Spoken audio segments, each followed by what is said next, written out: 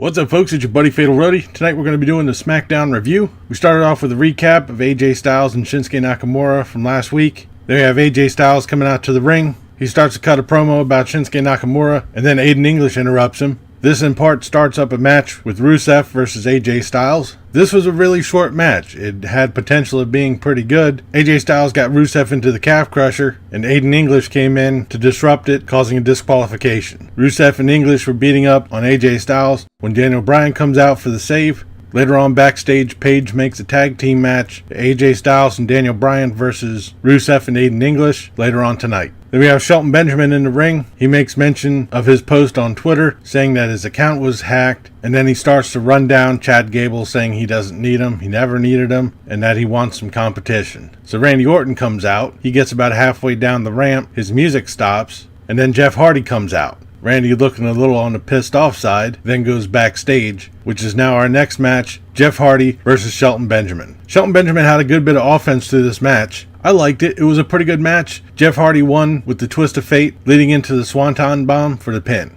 We then cut to a phone promo from The Miz. Thankfully, there were no words on the screen. He said he's going to be debuting next week, and that if Daniel Bryan makes another threat on him on Twitter, he's going to kick his ass. We then have Jey Uso versus Luke Harper. This is a pretty short match, generally a squash match. As you guessed, Luke Harper won with a discus clothesline to Jey Uso. After the match, the Bludgeon Brothers were beating up on the Usos. They were about to go after Jimmy Uso when Naomi came running out, pleading for them to stop attacking her husband. The Bludgeon Brothers backed down and walked down the ramp. We then have Sin Cara versus the newly arrived Samoa Joe from Raw. In an amazing bit of events, Sin Cara won this match. What?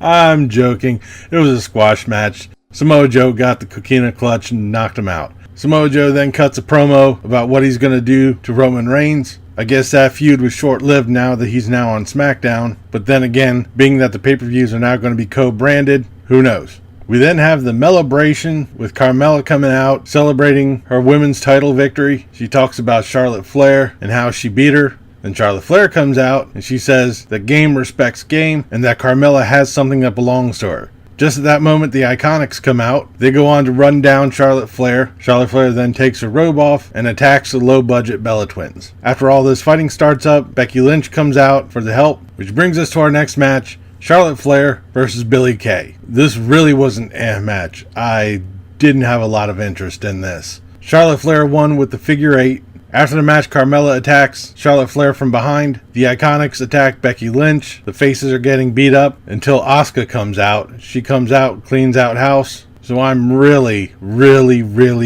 hoping that this isn't going to be a repeat of everything that happened with the Riot Squad. We then have another phone promo from The Bar, who are now on Smackdown. And once again, we have words on the screen. We've gone through this many times. It's stupid. Nobody likes it. Please get rid of them. We then have a backstage segment with The New Day meeting up with R-Truth and Ty Dillinger. So we now know what Ty Dillinger has been doing all these weeks. He's been practicing patty cake with R-Truth. We then come to our main event, AJ Styles and Daniel Bryan versus Rusev and Aiden English. This was a really good match. At least it was lining up to be. But Shinsuke Nakamura came in from the crowd, gave a low blow to AJ Styles, and through all the distraction, Big Cass comes in and gives a boot to Daniel Bryan. Like I said, this really could have been a good match, but I think that they brought the DQ in to protect Rusev from getting buried. It's been announced now that once again, Rusev will be facing The Undertaker. Hopefully they don't change it between now and next Friday, because it went from Rusev Undertaker to Chris Jericho Undertaker, now it's back to Rusev Undertaker. So between now and the Greatest Royal Rumble, we'll probably change it 2 more times. It was also announced that what added to the SmackDown roster was the team of Sanity, but I think they were starting to call them Chaos. I don't know. They were known as Sanity in NXT, but it's unsure if they're going to be calling them Chaos on SmackDown, which is kind of ridiculous because if you know them as one team in one division and you switch them over to the main roster, wouldn't you just keep the same name? That's like if they take the Dallas Cowboys from the NFC, switch them over to the AFC and call them the Dallas Fluffy Bunnies. That just makes no sense, although it would be somewhat fitting.